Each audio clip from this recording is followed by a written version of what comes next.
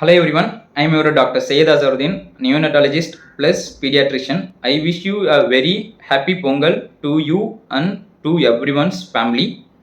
இந்த பொங்கல் அப்போ ஒரு சிம்பிள் டிப்ஸ் ஒன்று சொல்லணும்னு நினைக்கிறேன்.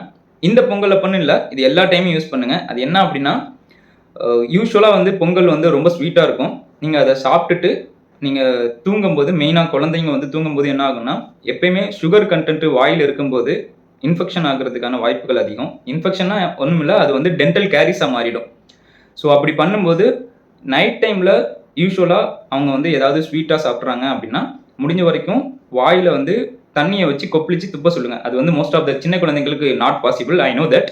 அதை எப்படி நம்ம வந்து சிம்பிளாக ஹேண்டில் பண்ணலாம்னா, நீங்கள் இந்த பொங்கல் டைம்லன்னு மட்டும் இல்லை, எல்லா டைமுமே ஆக்சுவலி ஒரு நாளைக்கு 2 டைம் ப்ரஷ் பண்ண சொல்லுவாங்க. ஆனால் நிறைய குழந்தைங்க அப்படி பண்ணுறதில்ல. ஈவன் 1 டைம் பண்ணுறதே ரொம்ப டிஃபிகல்ட்டாக இருக்கும், I know that. So night time வந்து குழந்தைங்க வந்து ஒரு ஸ்வீட்டான ஏதாவது சாப்பிட்றாங்க அப்படின்னா, அவங்கள அந்த ஸ்வீட்டுக்கு அப்புறம் ஒரு டம்ளர் தண்ணி மட்டும் குடிக்க சொல்லுங்கள். அதுவே போதுமானது. டென்டல் கேரிஸை அதுவே வராமல் ப்ரிவென்ட் பண்ணும்.